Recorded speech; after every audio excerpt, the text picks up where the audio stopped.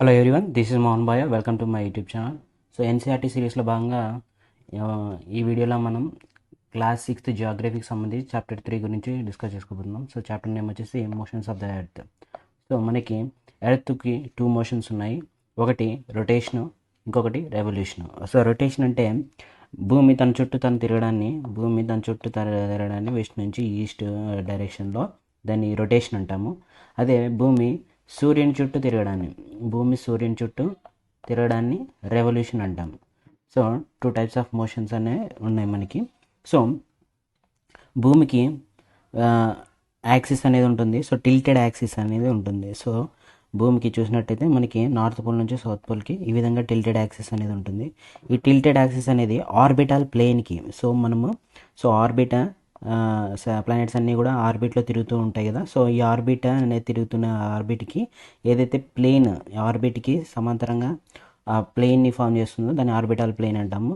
So మనకి orbital ప్లేన్కి north pole నుంచి south పోల్కి axis మనకి 66 హాఫ్ డిగ్రీస్ యాంగిల్ ఫామ్ చేస్తుంది. సో దీన్నే మనము యాక్సిస్ అంటాము, ఇమాజినరీ లైన్ అది. సో టిల్టెడ్గా ఉంటుంది. సో మనకి దాన్నే మనము ఆర్బిటల్ ప్లేన్కి 66.5 డిగ్రీస్ చేసి దాన్ని మనము టిల్టెడ్ యాక్సిస్ అని చెప్తాము. సో నెక్స్ట్ అలాగే మనకి సూర్యుని చుట్టూ తిరుగుతున్నప్పుడు భూమికి సగం మాత్రమే సన్లైట్ అనేది పడుతుంది. సో సన్లైట్ అనేది హాఫ్ ఆఫ్ ద ఎర్త్కి మాత్రమే తగులుతుంది సన్లైట్. సో దీన్ని మనము డేగా పరిగణిస్తాము. అదే ఏదైతే డార్క్ సైడ్ అది అంతా కూడా నైట్. సో డేని నైట్ని రెండింటిని డివైడ్ చేసే ఒక ఇమాజినరీ లైన్, దాన్ని సర్కిల్ ఆఫ్ ఇల్యూమినేషన్ అంటాము. సో సర్కిల్ ఆఫ్ ఇల్యూమినేషన్ అంటే నైట్ని డేని రెండింటిని డివైడ్ చేసే ఒక లైన్. సో మనకి ఎర్త్ జనరల్గా తన చుట్టూ తను తిరగడానికి 24 అవర్స్ పడుతుంది. దాన్ని మనము ఎర్త్ డే అని కన్సిడర్ చేస్తాము. సో ఎర్త్ తన చుట్టూ తను తిరగడానికి 24 అవర్స్ పడుతుంది. సో దాన్ని ఎర్త్ డే అని అంటాము. అదే రొటేషన్ ఆఫ్ ద ఎర్త్. జనరల్గా డే అండ్ నైట్ ఈ రెండు రావడానికి కారణం ఏంటంటే రొటేషన్. సో భూమి తన చుట్టూ తను తిరగడం వల్ల ఈ మోషన్ వల్ల మనకి డే నైట్స్ అనేవి ఫామ్ అవుతాయి. సో ఒకవేళ ఎర్త్ దాని చుట్టూ తను తిరగకపోతే సో ఒక సైడ్ అంతా కూడా ఎప్పుడు కూడా సన్లైట్ ఉంటుంది, ఇంకొక సైడ్ అంతా కూడా మనకి డార్క్నెస్ ఉంటుంది. సో డార్క్నెస్ ఉండడం వల్ల ఫ్రీజింగ్ కోల్డ్ చలి తీవ్రత ఎక్కువగా ఉంటుంది. ఒకవైపు ఎక్కువ సన్ ఉండడం వల్ల అక్కడంతా కూడా హాట్నెస్ ఎక్కువగా ఉంటుంది. సో ఒక సైడ్ మాత్రమే ఎప్పుడు హాట్నెస్ కూల్నెస్ ఉండడం వల్ల లైఫ్ అనేది ఎగ్జిస్ట్ అవ్వదు ఎక్స్ట్రీమ్ కండిషన్స్లో. సో దానివల్ల మనకి లైఫ్ అనేది పాసిబుల్ అయ్యే ఛాన్స్ లేదు. సో ఎర్త్ రొటేషన్ లేకపోతే మనకి లైఫ్ పాసిబుల్ అనేది ఇంపాసిబుల్ అన్నమాట. లైఫ్ అనేది ఎర్త్ పైన ఇంపాసిబుల్గా ఉండేది. సో అందుకే రొటేషన్ అనేది ఇంపార్టెంట్ మనకి. నెక్స్ట్ సెకండ్ మోషన్ వచ్చేసి రెవల్యూషన్. సూర్యుని చుట్టూ భూమి తిరగడాన్ని మనము రెవల్యూషన్ అంటాము. సో యాక్చువల్గా రెవల్యూషన్ భూమి సూర్యుని చుట్టూ తిరగడానికి మనకి 365 1/4 డేస్ అంటే 365 డేస్ అలాగే 6 అవర్స్ పడుతుంది. సో మనము జనరల్గా ఈ కన్సిడర్ చేసేటప్పుడు ఒక ఇయర్ని కన్సిడర్ చేస్తే 365 డేస్ని మాత్రమే కన్సిడర్ చేస్తాము. ఈ 6 అవర్స్ని కన్సిడర్ చేయము. ఎందుకంటే ఈ 6 అవర్స్ని ఎందుకు ఇగ్నోర్ చేస్తాము కన్వీనియన్స్ కోసము. సో ఈ 6 అవర్స్ని ఒక ఇయర్లో ఉన్న 6 అవర్స్ని, సెకండ్ ఇయర్లో 6 అవర్స్ని, అలాగే థర్డ్ ఇయర్లో ఉన్న 6 అవర్స్ని, ఫోర్త్ ఇయర్లో ఉన్న 6 అవర్స్ని ఇలా కలిపేసి మొత్తం టోటల్గా ఫోర్త్ ఇయర్లో 24 అవర్స్గా ఒక డేనిగా యాడ్ చేస్తాం. దాన్ని మనము జనరల్గా ఫిబ్రవరిలో 28 డేస్ ఉంటాయి. సో అలా ఫిబ్రవరిలో 28 డేస్లో ఉన్నట లీప్ ఇయర్ అంటాము. సో లీప్ ఇయర్ అంటే ఎవ్రీ ఫోర్త్ ఇయర్కి మనము ఫిబ్రవరిలో 29th డేని యాడ్ చేస్తాము. సో 29th డేని యాడ్ చేయడం అంటే ఈ 1/4 day in 1 year into 4. So అంటే 6 × 4 24 అవర్స్ అనేవి యాడ్ అవుతుంది. సో అదే లీప్ ఇయర్లో ఫిబ్రవరి 29th డేగా మనము యాడ్ చేసుకుంటాము ఫర్ కన్వీనియన్స్.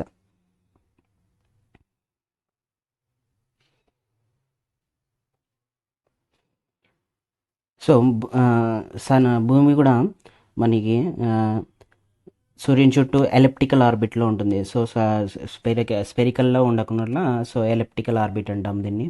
సో సూర్యుని చుట్టూ భూమి ఎలిప్టికల్ ఆర్బిట్లో తిరుగుతుంది. సో నాట్ ఇన్ స్పెరికల్ ఆర్బిట్లో కాకుండా ఎలిప్టికల్ ఆర్బిట్లో తిరుగుతుంటుంది. సో ఇలా తిరగడం వల్ల సన్లైట్ అనేది మనకి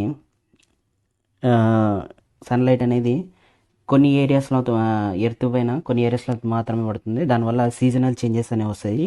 season changes due to change in the position of earth around the sun. So సూర్యుని చుట్టూ ఈ పొజిషన్ చేంజ్ అవ్వడం వల్ల సో మనకి చేంజెస్ అనేవి సీజనల్ చేంజెస్ అనేవి వస్తాయి. జనరల్గా మనకి 4 సీజన్స్ ఉన్నాయి: summer, winter, spring and atom seasons. So ఈ 4 సీజన్స్ కూడా ఎర్త్ పొజిషన్ బట్టి సన్కి మన సీజన్స్ చేంజ్ అనేవి అవుతుంది. సో ఇందాక మనము ఎర్త్ రొటేషన్ వల్ల డే అండ్ నైట్ అనేది ఫార్మేషన్ అనేది జరుగుతుంది. సో ఇక్కడ మనకి సీజన్స్ ఫార్మేషన్కి మనకి రెవల్యూషన్ అనే మోషన్, అంటే భూమి సూర్యుని చుట్టూ తిరగడం వల్ల డిఫరెంట్ పొజిషన్ ఉండడం వల్ల సన్కి సీజన్స్ అనేవి ఫామ్ అవుతుంటాయి మనకి. సో జనరల్గా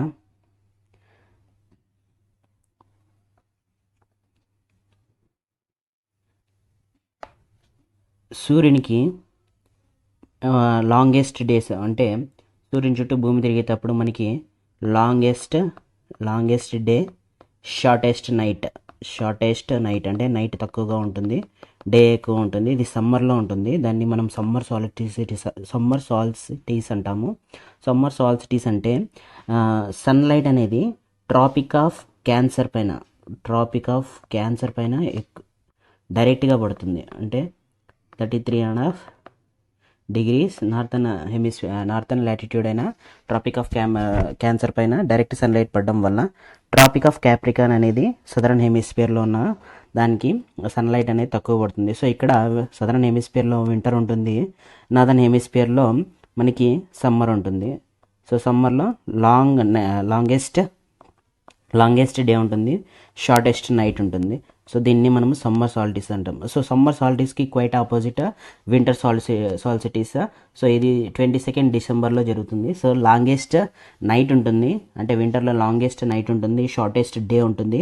సో ఇక్కడ సన్లైట్ అనేది సదరన్ హెమిస్ఫియర్లో ఉన్న ట్రాపిక్ ఆఫ్ క్యాప్రికాన్ పైన 33.5 degrees సదరన్ లాటిట్యూడ్ పైన డైరెక్ట్ సన్లైట్ పడుతుంది. సో నార్థన్ హెమిస్ఫియర్లో ఉన్న ట్రాపిక్ ఆఫ్ క్యాన్సర్ పై సన్లైట్ అనేది డైరెక్ట్గా పడదు. సో ఇక్కడ నార్థన్ హెమిస్ఫియర్లో వింటర్ ఉంటుంది, సదరన్ హెమిస్ఫియర్లో మనకి సమ్మర్ ఉంటుంది. సో దీన్ని మనము వింటర్ సాల్స్టిస్ అంటాము. వింటర్ సాల్స్టిస్ అంటే longest night and shortest day అనేది ఇక్కడ ఉంటుంది. సో దీన్ని మనం సమ్మర్ సాల్స్టిస్, వింటర్ సాల్స్టిస్ అంటాము.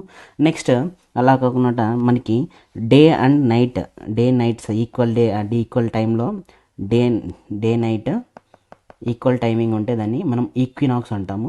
సో జనరల్గా 21 మార్చ్ అలాగే 23 సెప్టెంబర్ అనేది మనకి ఆటమ్ సీజన్లోను అలాగే స్ప్రింగ్ సీజన్లోను ఈ 2 సీజన్స్లోనూ డేస్ అనేవి సన్లైట్ అనేది ఈక్వేటర్ పైన పడుతుంది. సదరన్ హెమిస్ఫియర్కి నార్థన్ హెమిస్ఫియర్కి ఈక్వల్గా ఉండే ఈక్వేటర్ 0 degrees లాటిట్యూడ్ పైన పడడం వల్ల డే లెంత్ నైట్ లెంత్ సేమ్గా ఉంటాయి. సో దాన్ని మనం ఈక్వినాక్స్ అంటాము. So equinox.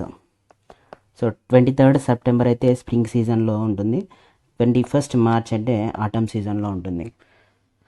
సో ఇది మనకి different seasons formations due to the revolution of earth around the sun. So సూర్యుని చుట్టూ మనకి భూమి తిరగడం వల్ల డిఫరెంట్ పొజిషన్స్ చేంజ్ అవ్వడం వల్ల మనకి సీజన్స్ అనేది ఫామ్ అవుతుంది. సో